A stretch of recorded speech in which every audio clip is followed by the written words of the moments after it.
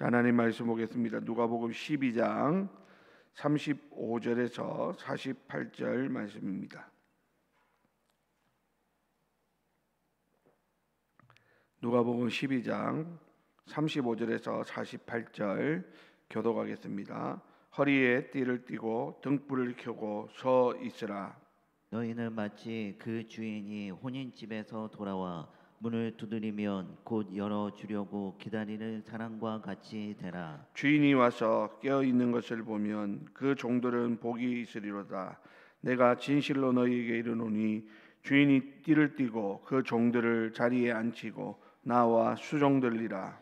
주인이 혹 이경에나 혹 삼경에 이르러서도 종들이 그같이 하고 있는 것을 보면 그 종들은 복이 있으리로다. 너희도 아는 바니 집주인이 만일 도둑이 어느 때에 이를 줄 알았더라면 그 집을 뚫지 못하게 하였으리라. 그러므로 너희도 준비하고 있으라. 생각하지 않은 때에 인자가 오리라 하시니라. 베드로가 여짜오되 주께서 이 비유를 우리에게 하심이니까 모든 사람에게 하심이니까. 주께서 이르시되 지혜 있고 진실한 청지기가 되어 주인에게 그 집 종들을 맡아 때를 따라 양식을 나누어 줄 자가 누구냐. 주인이 이를 때에 그 종이 그렇게 하는 것을 보면 그 종은 복이 있으리로다. 내가 참으로 너에게 이르노니 주인이 그 모든 소유를 그에게 맡기리라. 만일 그 종이 그 마음에 생각하기를 주인이 더디 오리라 하여 남녀 종들을 때리며 먹고 마시고 취하게 되면 생각하지 않은 날 알지 못하는 시각에 그 종의 주인이 이르러 엄히 때리고 신실하지 아니한 자의 받는 벌을 처하리니. 주인의 뜻을 알고도 준비하지 아니하고 그 뜻대로 행하지 아니한 종은 많이 맞을 것이요 알지 못하고 맞을 일을 행한 종은 적게 맞으리라. 무릇 많이 받은 자에게는 많이 요구할 것이요 많이 맡은 자에게는 많이 달라 할 것이니라. 아멘. 네, 오늘 말씀은 깨어 있으라, 깨어 있으라라는 제목으로 잠시 생각해 보도록 하겠습니다.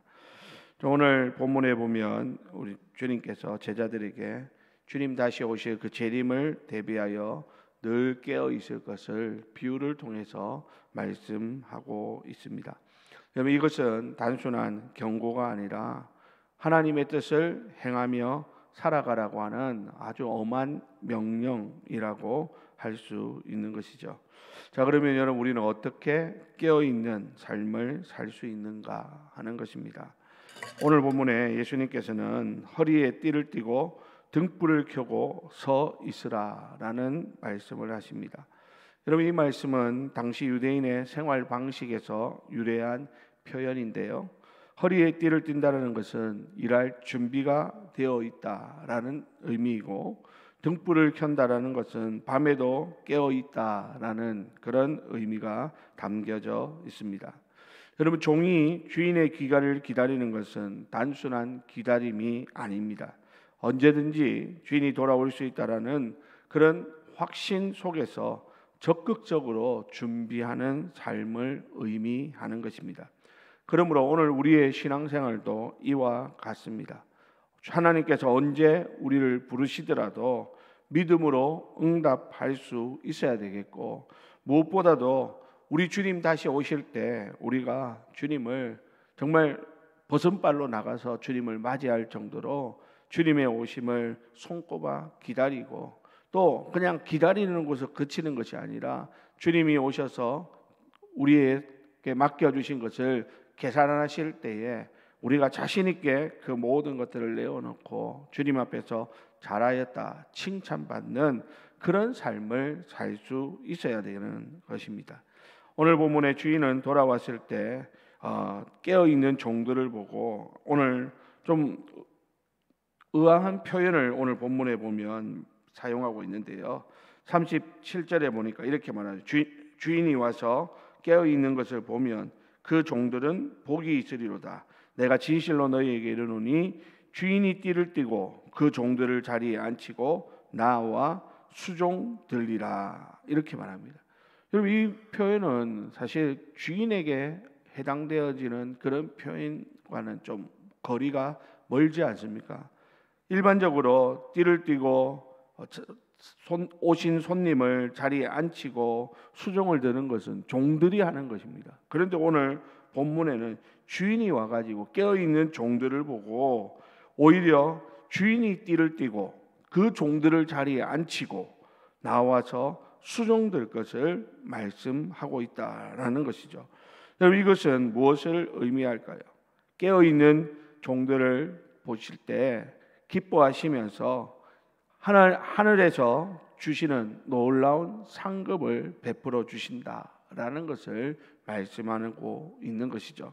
그러니까 깨어있다라는 것은 하나님 맡겨주신 그 사명에 열심히 충성하고 있다라는 것이고, 충성된 성도들에게는 이런 놀라운 상급을 약속하고 있는 것입니다.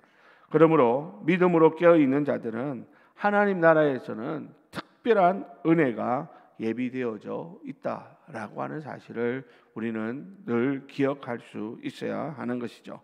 자, 오늘 보면 40절에 보니까 너희도 준비하고 있으라. 생각하지 않은 때에 인자가 오리라 라고 말합니다. 주님의 재림은 어떻게 임할 것을 우리에게 말씀합니까? 바로 생각하지 않은 때에 인자가 오시는 것, 즉 마치 도둑이 오는 것과 같다라는 것이죠. 도둑은 언제 옵니까? 우리가 전혀 예상하지 못한 그런 시간에 도둑이 왔다 가는 거예요. 마찬가지로 주님의 재림도 이와 같습니다. 우리가 예측할 수 없는 것입니다. 중요한 것은 뭡니까? 언제든지 주님은 꼭 오실 것이고, 언제든지 우리는 그 주님 오시는 것을 맞이할 준비가 되어져 있어야 되고 맞이해야 한다라는 것이죠. 우리가 아는 또 다른 성경에 보면 지혜로운 5 처녀와 어리석은 5 처녀의 비유가 나오죠. 거기서 보면 10 처녀들이 함께 신랑을 기다리다가 마지막 신랑이 오는 그 순간에 보니까 기름이 없는 5명의 어리석은 미련한 처녀들은 기름을 준비하지 않아 가지고 기름을 사러 간 사이에 신랑이 와버리고, 기름을 준비해 놓은 그 5 처녀는 온 신랑을 맞이하여 혼인잔치에 참여하는 그런 은혜를 누리는 것을 봅니다. 그러므로 여러분, 우리도 마찬가지라는 거예요. 우리도 언제든지 주님 오실 그날 맞이할 준비를 잘 해야 될 것이고, 그러려면 우리가 늘 깨어있는 그러한 신앙을 가지고 있어야 되겠다라는 것입니다. 예수님께서는 이 말씀과 함께 충성된 청지기와 불충한 청지기의 대조를 통해서 하나님 나라의 비밀을 또한 가르쳐 주고 있습니다. 충성된 종은 주인의 뜻에 따라서 맡겨진 책임을 다하는 사람들입니다. 하나님께서는 우리에게 각자에게 맡기신 사명이 있습니다. 가정에서나 교회에서나 직장에서 우리는 그 맡은 사명을 따라 열심히 살아야 하는 것이죠. 하나님께서는 그 맡겨주신 그 사명에 우리가 얼마나 충성하는가라는 것을 하나님은 지켜보시는 겁니다. 충성된 종은 주어진 그 일이 어떠하든지 상관없이 자기에게 주어진 일을 가장 소중하게 여기고 거기에 따라서 열심히 최선을 다하는 사람이 충성된 종이다라고 하는 것이죠. 반면에 불충한 종은 어떻습니까? 주인이 더디 올 것이다 라고 생각하면서 방탕한 생활을 한다, 이렇게 말씀하죠.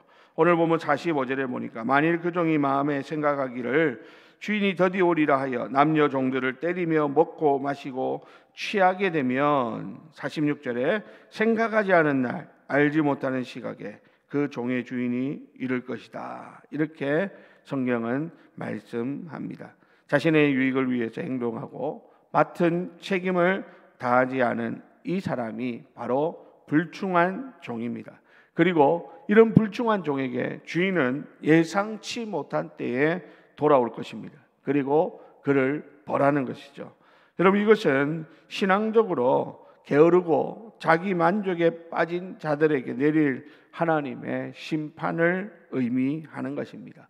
여러분, 오늘날 우리가 살아가는 이 세상 가운데서도 게으르고 나태해서는 세상에서 제대로 된 인정과 칭찬을 받을 수 없고 세상의 좋은 것들을 누리기가 쉽지 않습니다. 반면에 하나님 앞에서 열심히 충성하는 것처럼 세상에서도 열심히 최선을 다하는 사람들은 우리 세상에서 누릴 것들이 많이 있다라고 하는 것이죠. 그러므로 우리의 신앙도 이와 같습니다. 여러분, 우리가 하나님 앞에서 신앙생활하는 것, 결코 이것은 내가 원하는 것, 내가 하고 싶은 것만 하는 것이 아니라 하나님 맡겨주신 그 일에 열심히 최선을 다하고 부지런하게 그 맡겨진 일들에 충성하는 그러한 모습들이 우리에게 요구되어지고 있다라는 것입니다.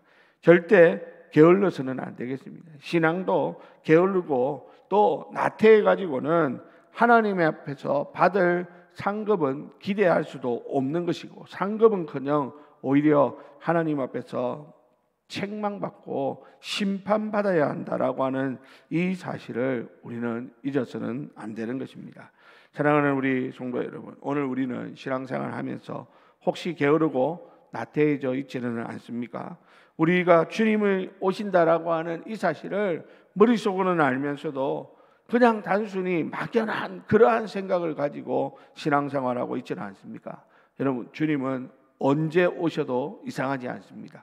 지금 오셔도 주님의 오심은 전혀 이상하지 않습니다. 그러므로 우리는 주님이 오늘 오신다라는 그러한 마음을 가지고 깨어 있어야 할 것이고, 깨어서 기도하고 주어진 사명에 열심히 충성을 다하는 그러한 삶을 살아야 하는 것입니다. 사랑하는 우리 주례교회 성도 여러분, 하나님 앞에서 우리가 충성된 종으로 열심히 최선을 다하며 달려가는 그러한 우리 모두가 되시기를 주님의 이름으로 부탁을 드립니다. 여러분, 마지막으로 오늘 본문에 아주 중요한 한 가지를 예수님께서 말씀하시죠. 여러분, 47절 우리 다 같이 한번 47절 48절 우리 다 같이 한번 읽겠습니다. 시작. 주인의 뜻을 알고도 준비하지 아니하고 그 뜻대로 행하지 아니한 종은 많이 맞을 것이요 알지 못하고 맞을 일을 행한 종은 적게 맞으리라. 무릇 많이 받은 자에게는 많이 요구할 것이요 많이 맡은 자에게는 많이 달라 할 것이니라. 아멘. 여러분, 오늘 이 말씀은 아주 중요한 말씀이죠. 여러분, 무릇 많이 받은 자에게는 많이 요구하신다라는 겁니다. 많이 맡은 자에게는 많이 달라 할 것이다. 이렇게 우리 주님이 말씀합니다. 여러분, 은혜를 더 많이 받은 자에게는 책임이 더 큰 것입니다. 우리는 받는 것은 좋아하지만 사실은 많이 받는 것에 부담감이 있어야 되는 거예요. 많이 받았다라는 것은 결국 뭡니까? 그만한 책임이 과중하다라는 것입니다. 여러분, 교회가 우리가 지지난주죠. 우리 중직 피택 선거를 하고 했는데 사실 그게 세상적으로 보면 명예를 또 하나의 명예를 얻는 것처럼 생각할 수 있지만 다르게 생각해 보면 그것은 성경적으로 보면 더 많은 책임을 받는 것입니다. 그 말은 하나님 앞에서 우리가 계산해야 될 것이 더 막중해진다라는 것입니다. 그래서 중직인 거예요. 그래서 중직이라고 하는 것이지 그냥 세상적으로 출세했다, 성공했다 그런 의미로 중직이 되는 것이 결코 아니라고 하는 것입니다. 남들과 똑같이 해가지고는 중직에 그 책임을 다했다 할 수 없는 것입니다. 우리는 하나님 앞에서 많이 받은 자들입니다. 그러므로 많이 받은 만큼 더 열심히 해야 되고 더 충성을 다하는 그러한 사람들이 되어야 할 것입니다. 오늘 본문에는 무지한 자도 면책되지 않는다 이렇게 이야기하죠. 주님의 뜻을 알지 못하고 잘못한 종도 결국은 맞지만 적게 맞는다는 거죠.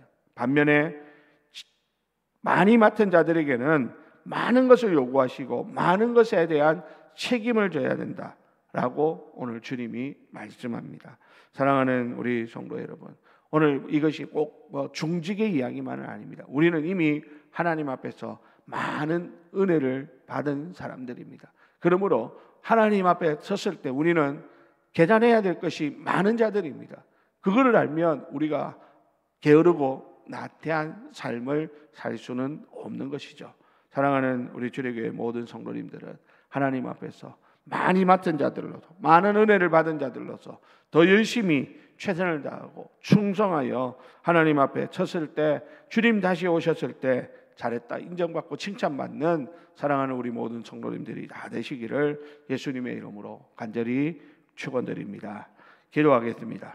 우리 이 시간 다 같이 기도할 때 오늘 주신 말씀 가지고 주여 한번 부르고 통성으로 기도하신 후에 자유롭게 돌아가도록 합시다. 주여, 하나님 아버지 은혜와 사랑을 감사합니다. 오늘도 우리를 사랑하시고 하나님 아버지 우리에게 귀한 말씀으로 하나님 우리에게 깨어 있을 것을 명령하여 주시니 감사합니다. 하나님, 우리가 어리석고 미련하여 나태하고 하나님 아버지 게을러